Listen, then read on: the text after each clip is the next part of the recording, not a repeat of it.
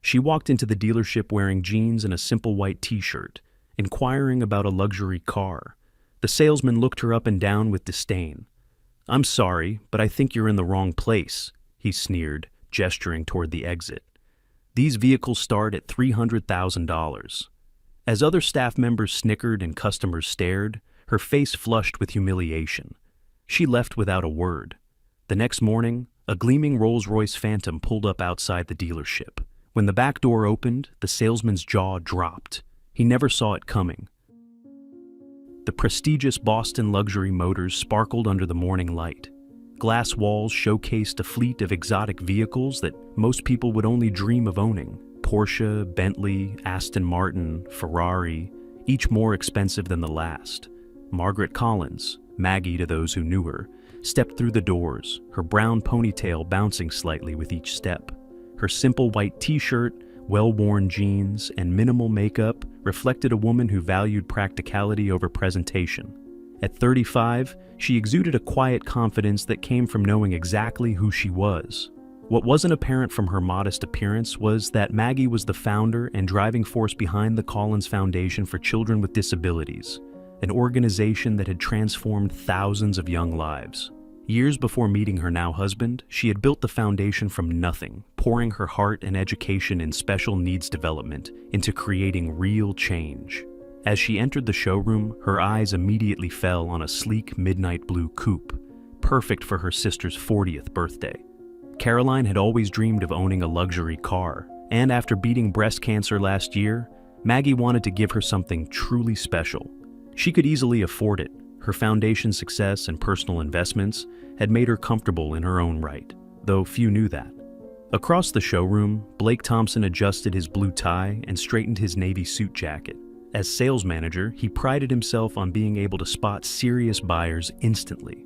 At the sight of Maggie in her casual clothes, he smirked and nodded to his colleagues. This would be amusing.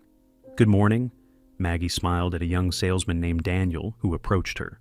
"Welcome to Boston Luxury Motors. I'm Daniel. Is there something specific you're interested in today?" Before Maggie could respond, Blake smoothly intercepted. "I'll handle this, Daniel," he said, then turned to Maggie with a practiced smile that didn't reach his eyes. "Looking for directions, ma'am?" And just like that, Maggie's day at the dealership began, a day that would change perspectives for everyone involved. "Actually," Maggie replied pleasantly, "I'm interested in that midnight blue coupe." She pointed to the $285,000 vehicle displayed on the elevated platform. Blake Thompson's smile tightened. He'd seen this before, people wandering in to daydream about cars they could never afford. With end-of-month quotas looming and 3 serious buyers expected that afternoon, he had no time for fantasies. "That's the limited edition Azure. Only 15 were made this year," he said, emphasizing each word as if speaking to a child. "Perhaps I could direct you to our used car division. They're in a separate building about 3 blocks east." Maggie noticed how his eyes darted over her simple clothing, lingering on her scuffed sneakers. She was accustomed to such judgments. Most people had no idea she deliberately chose this way of living, finding freedom in simplicity despite having access to immense wealth. "I'd really like to learn more about this one," she persisted politely. "Is it possible to see the interior?" Blake's expression soured. Behind him, 2 salesmen exchanged knowing glances. "The Azure is by appointment only," he lied smoothly. "Our serious clients typically schedule private viewings." Just then, a couple dressed in designer clothing entered. Blake's demeanor transformed instantly. "Please excuse me," he said to Maggie without actually looking at her. "Why don't you take a brochure? Daniel can help you with that." He strode toward the couple, arms outstretched in welcome. "Mr. and Mrs. Harrington, wonderful to see you again." Daniel, the younger salesman, approached Maggie with an apologetic smile. He couldn't be more than 25, and his suit seemed a size too large. "I'm sorry about that," he said quietly. "Would you like me to tell you about the Azure?" "I would, thank you," Maggie replied.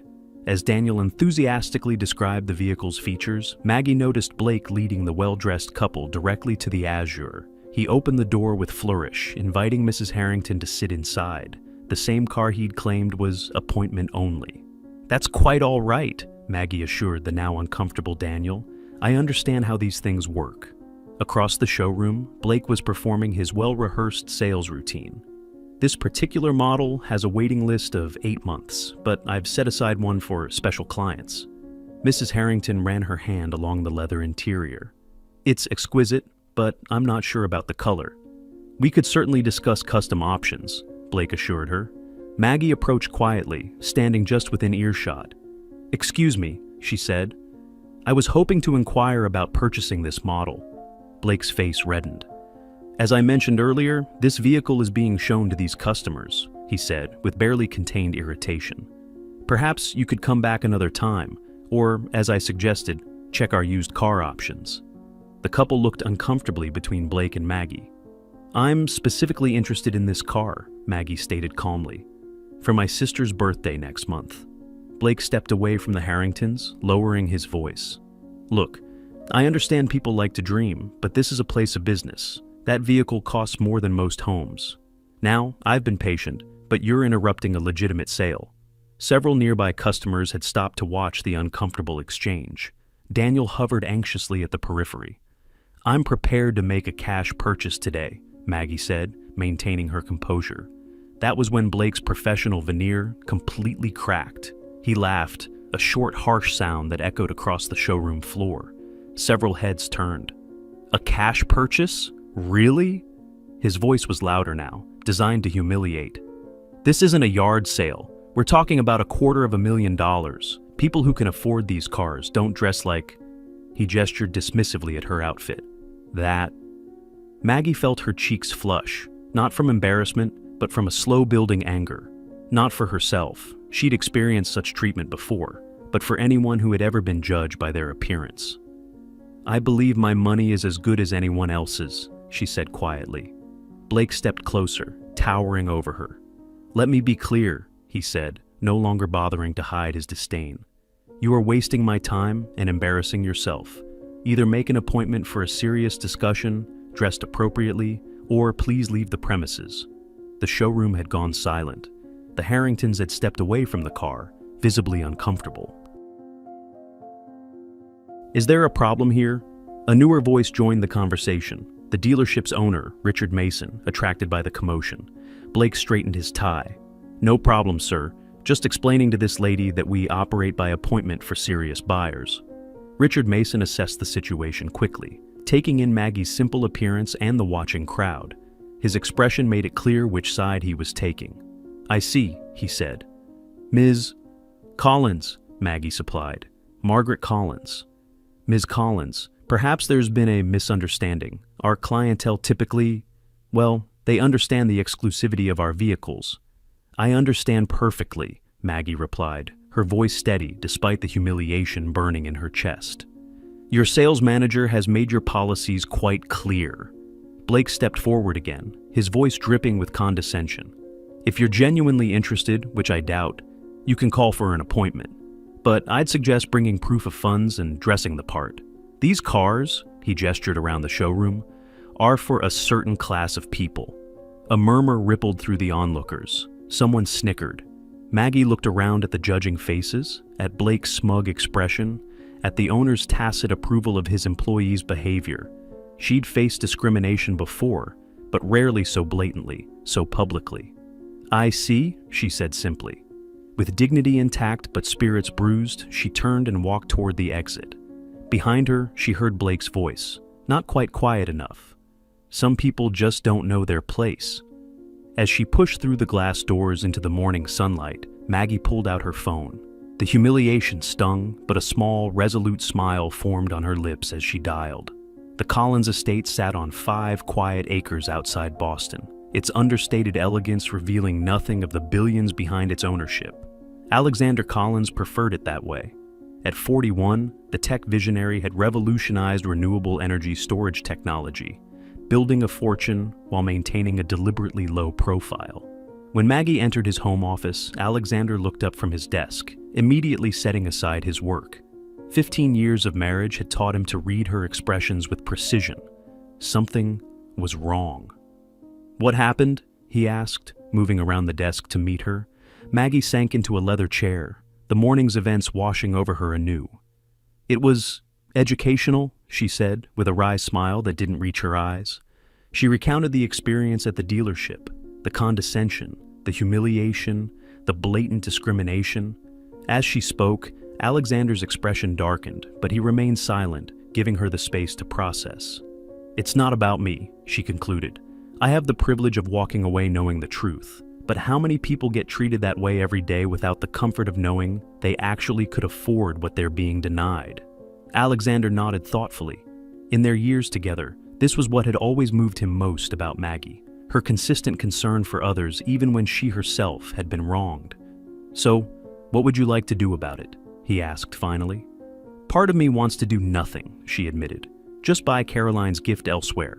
But then I think about that young salesman, Daniel, who treated me with respect regardless of how I was dressed. And I think about all the people who face that kind of judgment without having any recourse." She looked directly at Alexander. "These people need to understand that worth isn't determined by appearance. But I don't want vengeance. I want awareness." Alexander nodded slowly, a plan forming. "I think I might have an idea that accomplishes both." "Nothing too dramatic," Maggie warned, knowing her husband's protective instincts. "No buying the dealership and firing everyone." Alexander laughed. "Nothing so cliché, but maybe—" He leaned forward, eyes twinkling. "A little education is in order." Together, they crafted a plan, not for revenge, but for enlightenment. Something that might change perspectives more effectively than simple retribution. "Are you sure you don't want to come along?" Alexander asked when they'd finalized the details. Maggie shook her head. "This isn't about me needing to witness their comeuppance. It's about them learning to see beyond appearances." She paused, then added with a smile, "But I expect a full report." As evening settled over their home, Alexander made several phone calls, setting things in motion for the following morning. Tomorrow would bring a powerful lesson in humility and the danger of assumptions, not just for Blake Thompson, but for everyone at Boston Luxury Motors. If you're enjoying this story, hit that subscribe button and join our community of story lovers. Now, let's get back to see what happens next. And dos state besirsto. The following morning arrived with picture-perfect weather. Blake Thompson entered Boston Luxury Motors with a confident stride, straightening his signature blue tie. Yesterday's incident with the underdressed woman had become an amusing anecdote he'd shared over drinks with colleagues. Another delusional dreamer thinking she belonged in the world of luxury. The showroom gleamed under carefully positioned lights, exotic cars arranged strategically to maximize their allure. Blake had just finished the morning staff meeting, emphasizing the importance of qualifying customers properly. "Remember," he'd instructed the sales team, "our time is valuable. We cater to a specific clientele. It's not elitism, it's efficiency." Daniel, the young salesman, had remained quiet during the meeting, his discomfort evident. Blake made a mental note to have a word with him about proper customer assessment. At precisely 10:17 a.m., the distinctive purr of an exceptional engine drew attention outside. Through the floor-to-ceiling windows, a vehicle unlike any other glided to a stop directly in front of the main entrance. Conversations halted mid-sentence. Even Blake, typically unimpressed by luxury vehicles given his daily proximity to them, felt his pulse quicken. A Rolls-Royce Phantom, extended wheelbase, but not just any Phantom. This was a custom model with a unique midnight blue finish that seemed to shift colors in the sunlight. Conservative estimates would place its value north of $1.2 million. "Is that—" Richard Mason, the owner, had emerged from his office, drawn by the sudden silence. "Bespoke Phantom," Blake confirmed, already moving toward the entrance. "Extremely rare configuration." A uniformed chauffeur exited the Rolls-Royce and walked around to open the rear passenger door with white-gloved precision. From the vehicle emerged a man of commanding presence, tall, impeccably dressed in a tailored suit that whispered rather than shouted its five-figure price tag. His salt and pepper hair was perfectly groomed, his posture effortlessly authoritative. Blake's salesman instincts kicked into overdrive. This was beyond a good prospect. This was the kind of client dealerships competed for, the kind whose purchases included not just one vehicle, but potentially an ongoing relationship worth millions. "Good morning, sir. Welcome to Boston Luxury Motors," Blake called out, intercepting the distinguished visitor before any other salesperson could approach. Blake Thompson, sales manager, it's an absolute pleasure to have you with us today. The man regarded Blake with an unreadable expression, then offered a polite smile that didn't quite reach his eyes. Alexander Collins, he replied simply, offering a firm handshake. Blake's mind raced. The name sounded vaguely familiar, but he couldn't immediately place it. Regardless, the Rolls-Royce spoke volumes about the man's financial status. Mr. Collins, it's truly an honor. What brings you to our humble establishment today? Perhaps I could show you our newest arrivals. We just received a limited edition. Alexander raised a hand slightly, halting Blake's practiced pitch. Actually, I'm here about a specific vehicle, the Azure Coupe, Midnight Blue. Blake's smile broadened. Excellent choice, sir. One of only 15 produced this year. I'd be delighted to show you. It's actually right over... I know where it is, Alexander interrupted smoothly. My wife was here yesterday, expressing interest in it. Blake's customer service smile remained fixed, though confusion flickered in his eyes. Your wife? I don't recall. Perhaps one of my colleagues assisted her? Alexander's expression cooled noticeably. No, Mr. Thompson, you assisted her. Or, rather, you refused to assist her. Margaret Collins. She was wearing jeans and a white t-shirt. You suggested she might be more comfortable looking at used cars. The blood drained from Blake's face as realization dawned. Behind him, he heard a small gasp from Daniel, who had been hovering nearby. Mr. Collins, Blake stammered, his usual smooth delivery abandoning him. There must be some misunderstanding. We welcome all customers here. By now, Richard Mason had approached, sensing a situation developing. Is everything all right, Blake? Alexander turned his attention to the owner. Mr. Mason, I presume? Richard Mason? Yes, indeed. Welcome to Boston Luxury Motors. Thank you. I was just explaining to Mr. Thompson that my wife visited yesterday, interested in purchasing the Azure Coupe as a gift for her sister. She was, however, treated in a manner that I find troubling. Richard's expression shifted rapidly from welcoming to concerned. I'm sorry to hear that. I believe I was briefly involved in a conversation, but I wasn't aware of all the details. Alexander nodded thoughtfully. The details include your sales manager here, suggesting that people like her don't belong in an establishment like this, based solely on her casual attire. By now, a small crowd had gathered, other salespeople, support staff, and even a few early customers. The showroom had gone completely silent. Mr. Collins, Blake began, desperation creeping into his voice. If there was any misunderstanding, it wasn't a misunderstanding, Daniel suddenly spoke up. All eyes turned to the young salesman, who looked surprised at his own courage. Ms. Collins was treated poorly. She was polite and specific about her interest in the Azure, and she was dismissed repeatedly based on her appearance. Blake shot Daniel a withering look, but the damage was done. Alexander turned back to Richard Mason.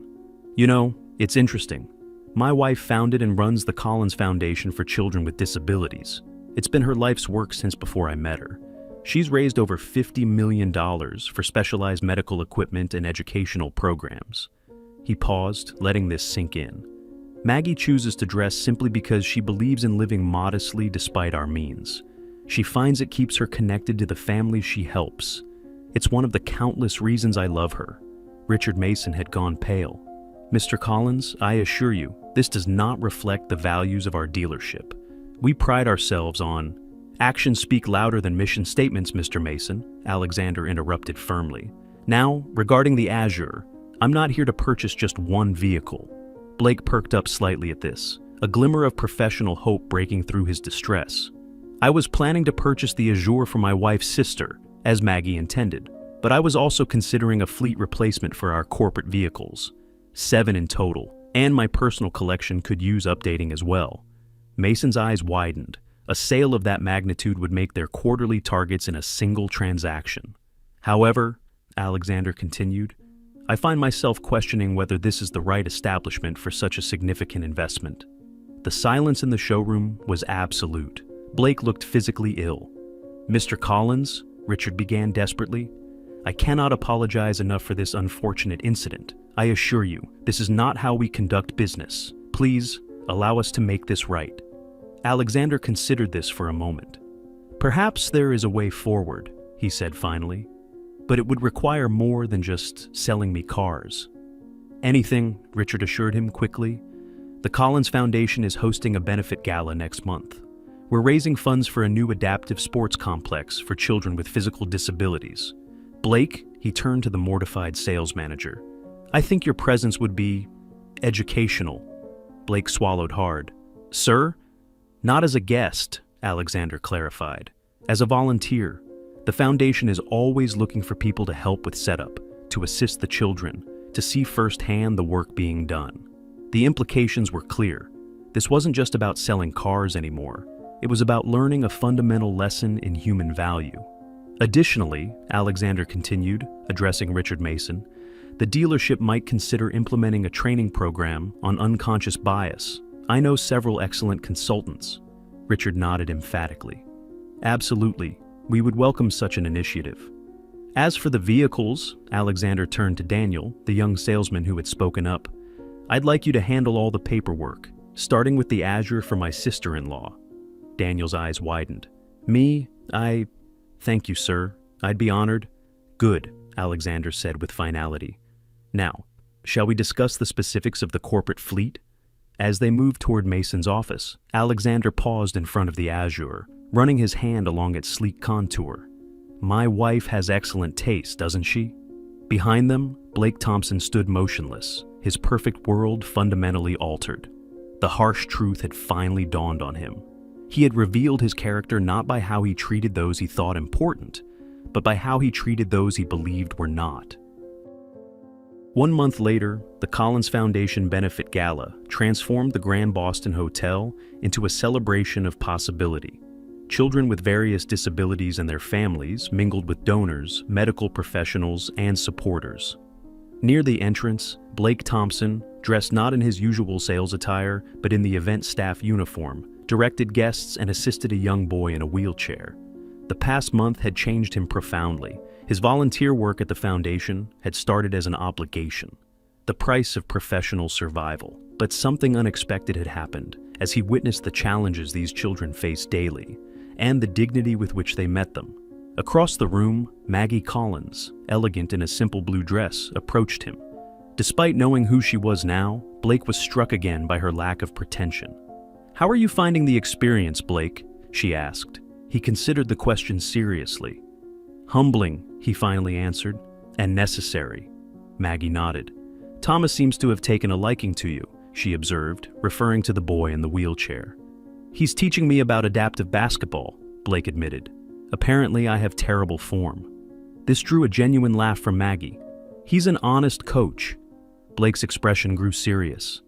Mrs. Collins, I know I've apologized formally, but I need to say it directly.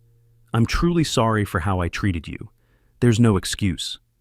You're right, there isn't, she agreed, but without malice.